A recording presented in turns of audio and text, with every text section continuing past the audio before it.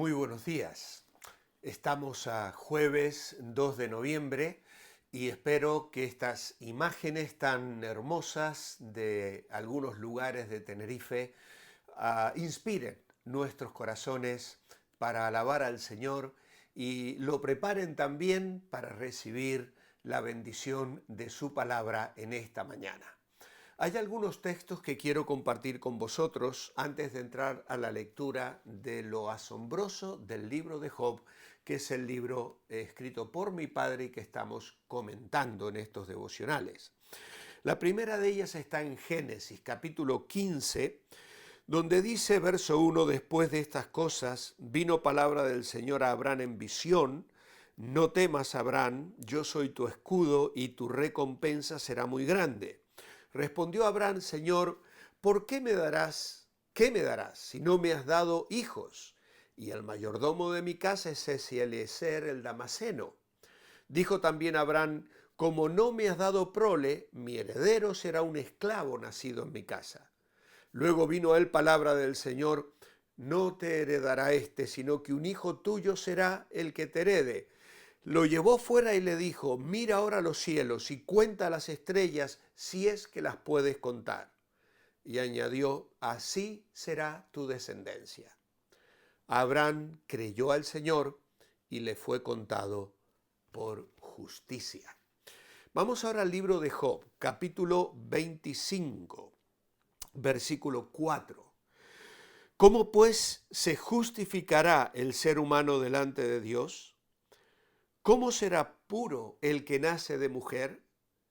Si ni aun la misma luna es resplandeciente, ni las estrellas son puras delante de sus ojos, cuánto menos el mortal, ese gusano que es el ser humano. Y una lectura más en Romanos capítulo 4. Entonces, ¿qué diremos que halló Abraham, nuestro antepasado, según la carne?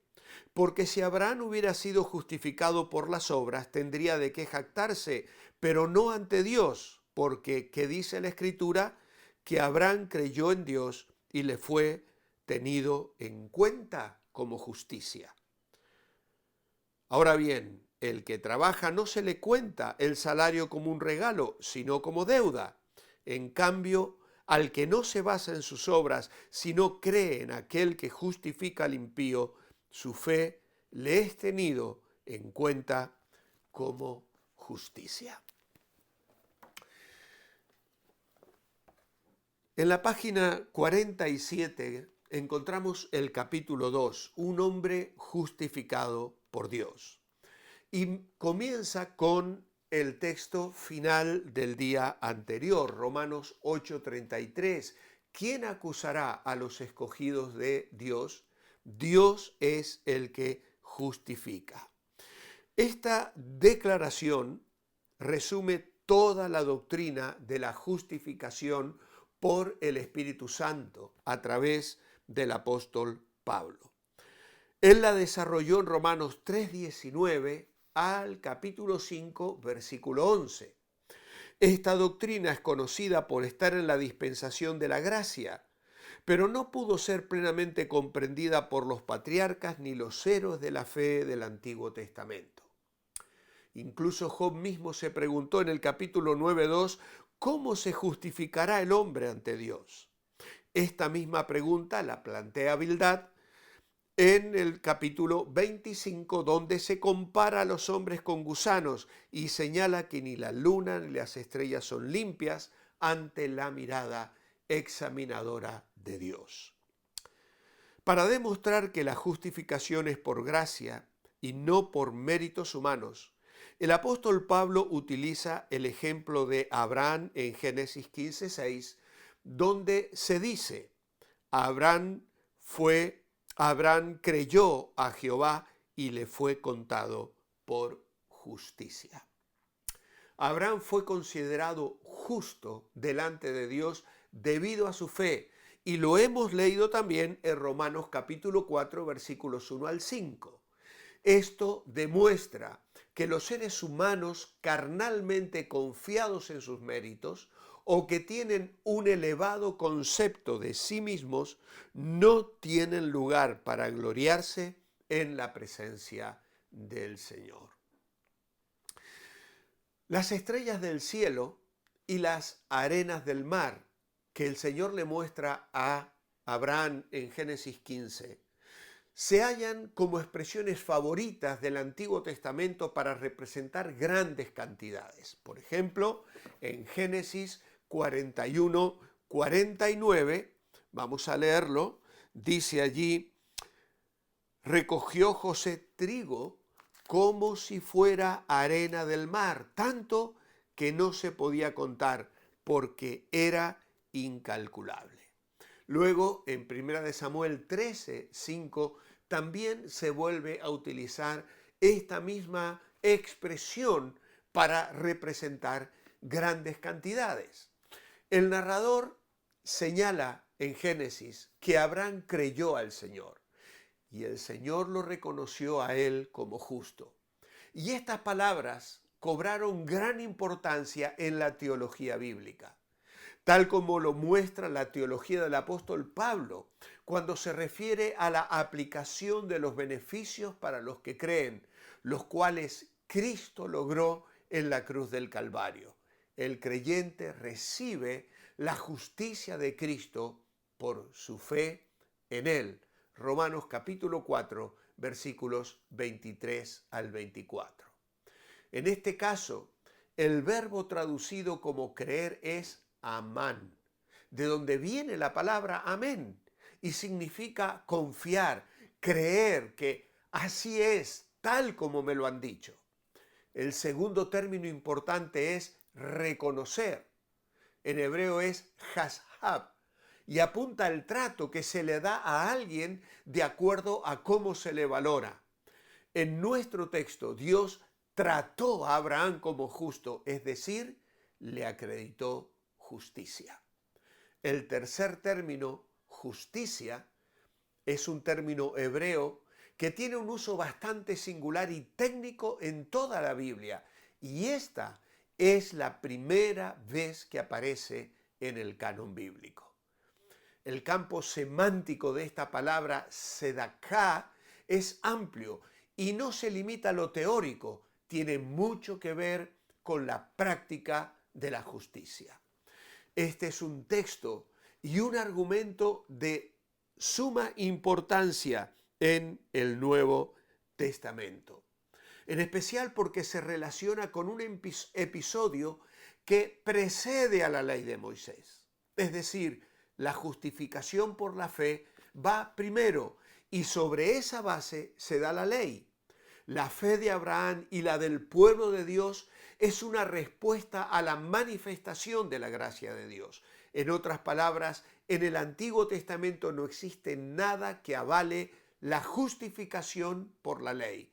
Siempre es por la fe, aun cuando ya existía la ley. Sin embargo, los creyentes de todos los tiempos luchamos contra la propensión a buscar justificarnos ante Dios por medio de nuestro propio cumplimiento de las normas.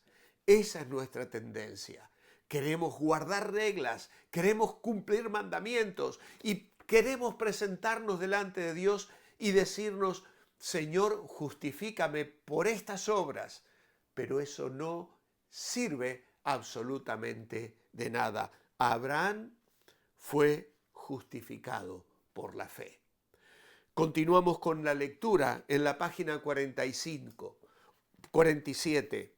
Otro argumento utilizado por el Espíritu Santo para explicar que somos justificados por gracia se basa en la experiencia triste de David tras su caída. En Romanos 4, luego de hablar de Abraham, va a continuar hablando de David. Sin embargo, después de confesar su falta, experimentó la alegría de ser perdonado por Dios, como se describe en el Salmo 51 y en el Salmo 32. Esta verdad se resalta en Romanos 4, 6 al 9. Los patriarcas no pudieron experimentar plenamente esta gozosa realidad debido a una falta de conocimiento. Y Romanos capítulo 4, versículo 6 dice, del mismo modo David también afirma la bienaventuranza de aquel a quien Dios atribuye justicia sin obras cuando dice, dichosos aquellos cuyas iniquidades son perdonadas y cuyos pecados son cubiertos. Dichoso aquel a quien el Señor no culpa de pecado. La revelación completa de la gracia de Dios se encuentra en el Nuevo Testamento, donde la obra perfecta realizada por nuestro Señor Jesucristo es expuesta. En 2 Timoteo, capítulo 1, versículos 9 y 10 declara, quien nos salvó y llamó con llamamiento santo, no conforme a nuestras obras, sino conforme a su propósito y gracia que nos fue dada en Cristo Jesús antes de los tiempos de los siglos y que ahora ha sido manifestada por la aparición de nuestro Señor Jesucristo, quien quitó la muerte y sacó a la luz la vida y la inmortalidad a través del Evangelio.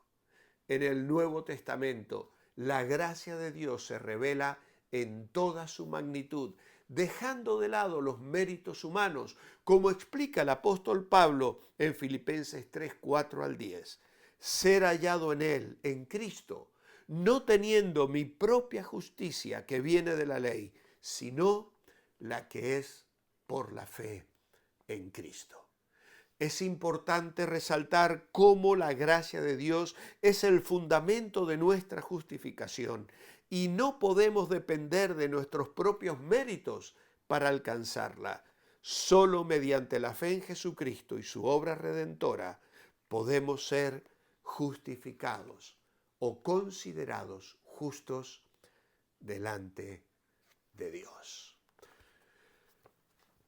Qué preciosa meditación, qué preciosa verdad y qué hermosa experiencia sabernos justos en base a la obra de Jesucristo. Padre, gracias te damos en esta mañana por esta salvación, por el perdón de nuestros pecados, porque tú has provisto un mediador, porque Jesús llevó sobre sí el castigo de nuestros pecados, el justo por los injustos, para llevarnos a Dios. Y aquí estamos, Señor, en tu presencia, adorándote y gozándonos en esta bendita e íntima relación contigo.